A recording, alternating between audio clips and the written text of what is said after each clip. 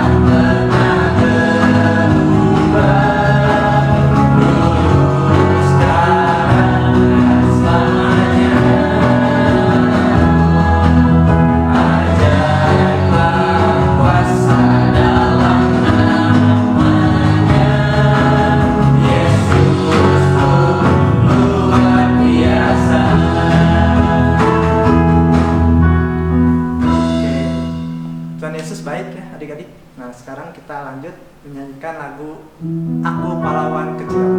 Kita pahlawan kecil ya adik-adik. Yesus panglimanya ya? Ya, Yesus panglimanya. Aku pahlawan kecil, Yesus panglimaku. Tuhan di pihak kita, siapakah lawan kita?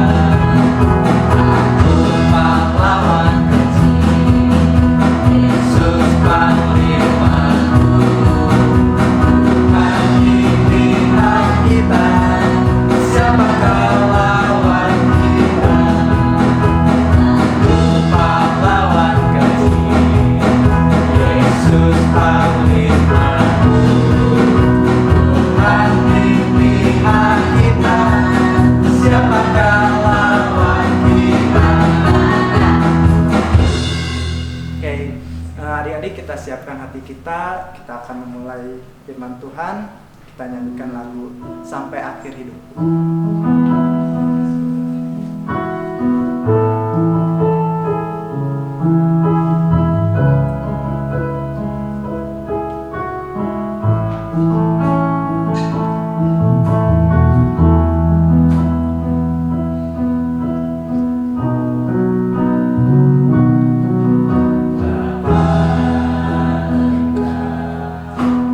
Mengenangku lebih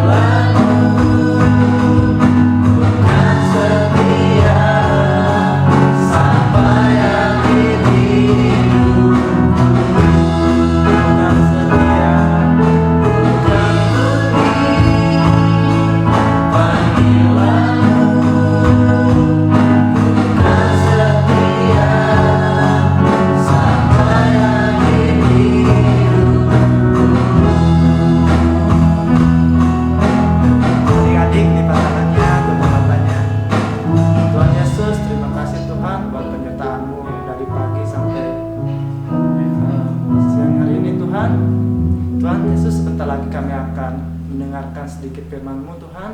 Tuhan berkati guru yang akan menceritakan firman-Mu, sehingga apa yang dia jelaskan atau dia sampaikan bisa bermanfaat untuk kami semua Tuhan.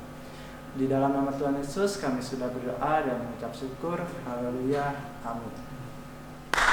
Selamat pagi adik-adik. Nah, sebelum mendengarkan firman Tuhan, bagi adik-adik yang mau memberi persembahan dapat men-scan barcode di layar ini melalui OVO atau GoPay. Tuhan Yesus memberkati. Dadah. Halo, selamat pagi adik-adik. Kembali lagi di Sekolah Minggu GPPK CLC Bandung. Nah, kalau pada minggu lalu adik-adik sudah mendengarkan cerita di mana dosa yang dilakukan oleh Yakub itu mengakibatkan kesialan terhadap kehidupan Yakub, di mana Yakub sendiri mengalami kesulitan karena ia harus kabur keluar dari tempat tinggalnya untuk meninggalkan Esau kakaknya, karena Yakub akan dibunuh oleh kakaknya. Oleh sebab itu Yakub pergi. Nah, adik-adik masih ingat tidak adik-adik? Di pelarian Yakub pada malam hari dia bermimpi, di mana mimpinya itu ialah Yakub akan dipelihara oleh Tuhan. Nah, Tuhan menepati janjinya untuk memelihara Yakub di pelariannya. Nah, Yakub ini dia pergi ke pamannya yang bernama Paman Laban. Dia pergi disuruh oleh ibunya. Di Paman Laban dia bekerja. Nah, tapi tahukah adik-adik bahwa ternyata selama Yakub bekerja di pamannya, Yakub sudah ditipu oleh pamannya dengan cara di mana upah yang diberikan oleh Laban kepada Yakub itu tidak penuh. Contohnya, misalkan upahnya sebulan itu 10.000, ternyata yang diberikannya itu hanya 9.000. Nah, jadi sisanya itu tidak diberikan. Jadi istilahnya Yakub ditipu oleh pamannya, dan pamannya ini sudah melakukan sebanyak 10 kali. Nah, tapi adik-adik tahu nggak sih bahwa ternyata kalau adik-adik mendengarkan cerita-cerita minggu lalu tentang Yakub, bahwa Yakub juga telah menipu kakaknya, di mana Yakub ini menipu kakaknya untuk mendapatkan hak kesulungan dari Esau. Jadi Yakub berpura-pura nih adik-adik menjadi Esau untuk meminta berkat hak kesulungan kepada ayahnya. Nah, dari cerita Yakub ini adik-adik bisa perhatikan bahwa ternyata apa yang kita lakukan, apa yang kita perbuat itu akan kembali lagi kepada kita. Seperti contohnya itu, apa yang kita tabur itu pula yang kita tuai. Nah, adik-adik, tapi ketika Yakub diperlakukan seperti itu oleh pamannya, Tuhan itu tidak tinggal diam. Tuhan itu memperhatikan Yakub. Tuhan juga memperhatikan bagaimana sikap Laban, pamannya Yakub ini, bahwa ia menipu Yakub. Oleh sebab itu, Tuhan menyuruh Yakub untuk kembali pulang ke rumahnya, ke tempat asalnya ia berada.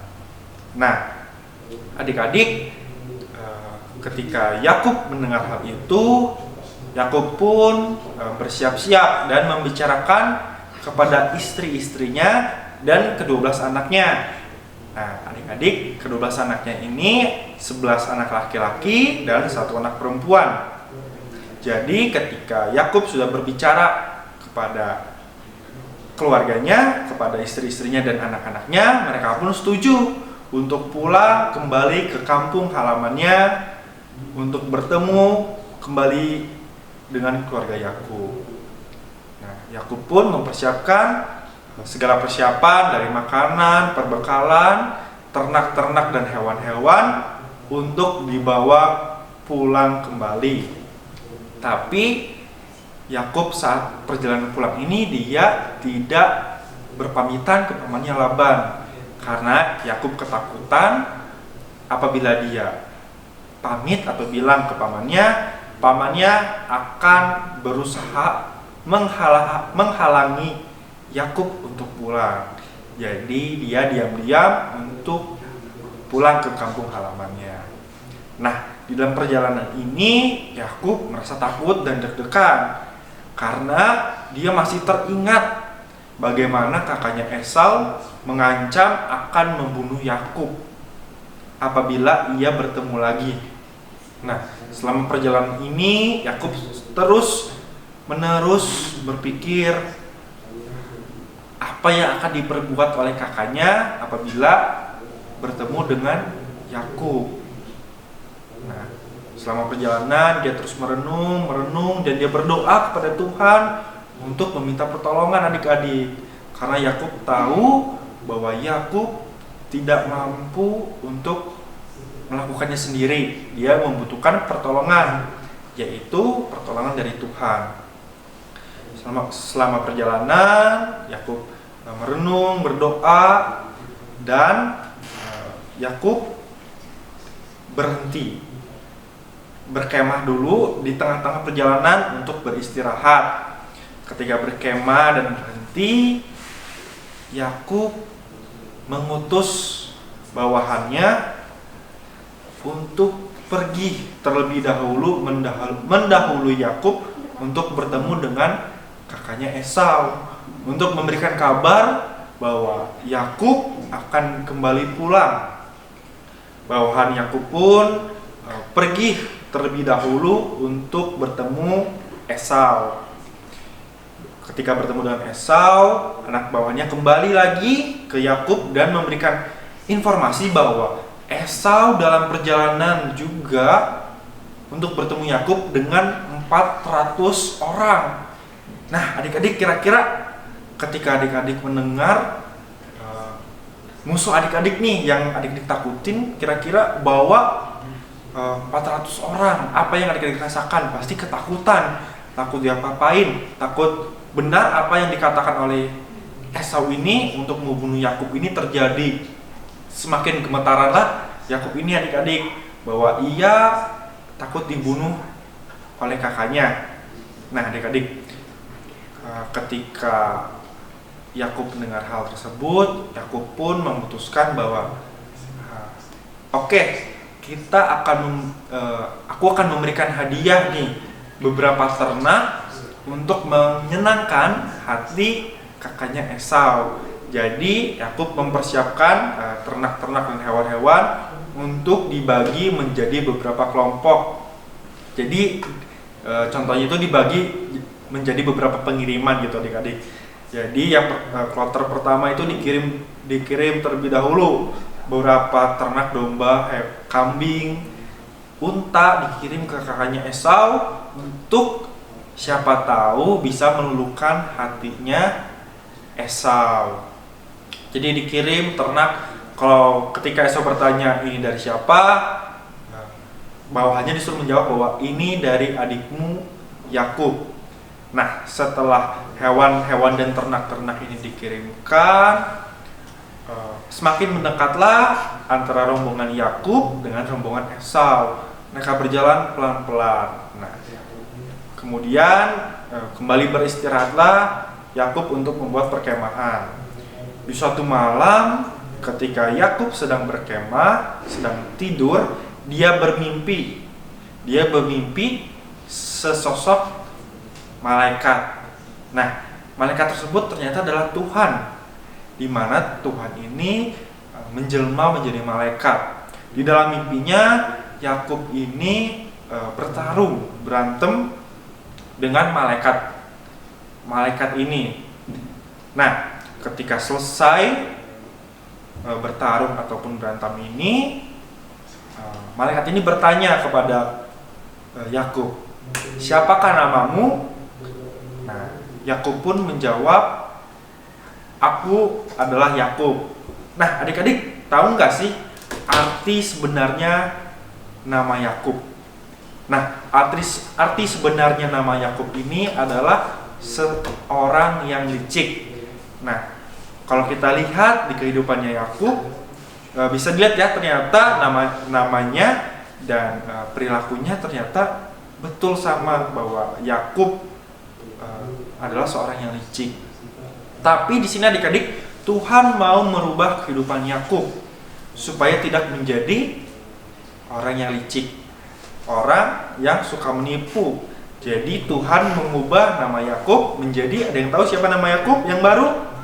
Betul, nama Yakub yang baru adalah Israel. Nah, arti nama Israel itu sendiri adalah orang yang menang di hadapan Allah. Nah, nama itu diberikan karena saat bermimpi Yakub menang melawan malaikat tersebut. Jadi nama Yakub, nama sebelumnya berubah menjadi nama Israel. Seketika itu pula Yakub bertekad untuk merubah kehidupannya karena bantuan dari Tuhan. Karena biar kehidupan Yakub yang sebelumnya licik, suka menipu, itu menjadi berkat. Nah, setelah mimpi itu selesai, Yakub pun melanjutkan perjalanannya untuk bertemu dengan kakaknya Esau. Nah, adik-adik, ketika mereka bertemu di tengah-tengah, Yakub pun menghampiri kakaknya Esau. Nah, saat menghampiri, Yakub ini sedikit deg-degan dan takut karena dia memikirkan apa yang akan terjadi, apa yang akan dilakukan oleh kakaknya. Seketika itu pun, ketika berhadapan dengan kakaknya Esau, Yakub pun langsung sujud mencium kakinya Esau untuk meminta maaf atas perbuatan yang pernah dilakukan sebelumnya. Ketika Yakub mencium kakinya, kakaknya pun mengangkat adiknya Yakub ini, dan ternyata apa yang dilakukan oleh Esau, dia tidak membunuh ataupun menusukkan pedang, tetapi sebaliknya dia mengampuni Yakub dan memeluk Yakub ini. Nah, ternyata adik-adik, apa yang selama ini dipikirkan oleh Yakub, apa yang selama ini ditakutkan oleh Yakub, ternyata tidak terjadi. Karena adik-adik tahu, karena itu semua adalah berkat pertolongan Tuhan. Jadi Esau ini memeluk adiknya Yakub karena ia sangat rindu, karena sudah tidak lama bertemu dengan adiknya, dan juga Esau telah memaafkan semua perbuatan dari Yakub. Nah, adik-adik, kesimpulan apa sih yang bisa diambil dari cerita pada pagi hari ini? Nah, Koko mau kasih tahu bahwa dosa itu bagaikan rumput liar dengan akar yang panjang. Akar itu akan turun jauh ke dalam tanah dan membentang seperti jari-jari. Tumbuhan rumput pun akan tumbuh dan menghalangi bunga-bunga yang indah.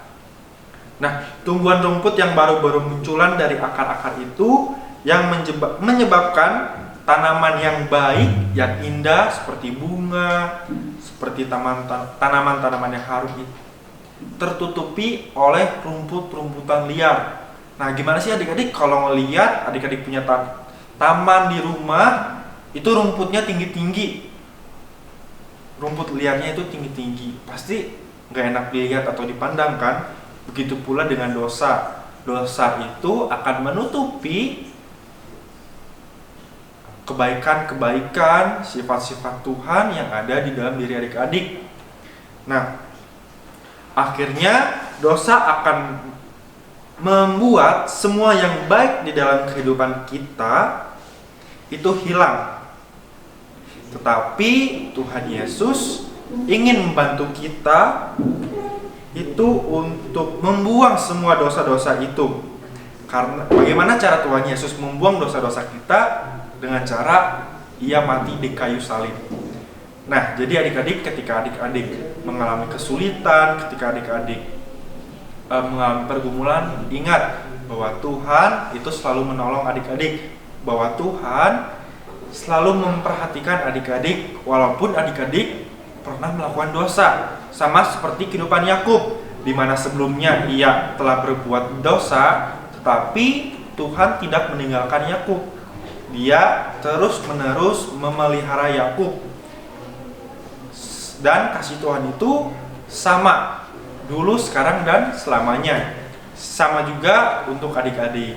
Jadi ingat adik-adik, ketika mengalami kesulitan, minta pertolongan Tuhan. Karena ada ayat adik-adik, 2 Korintus 5 ayat 17, siapa yang ada di dalam Kristus, ia adalah ciptaan yang baru, seperti Yakub yang berubah nama menjadi Israel karena ia sudah ada di dalam Kristus.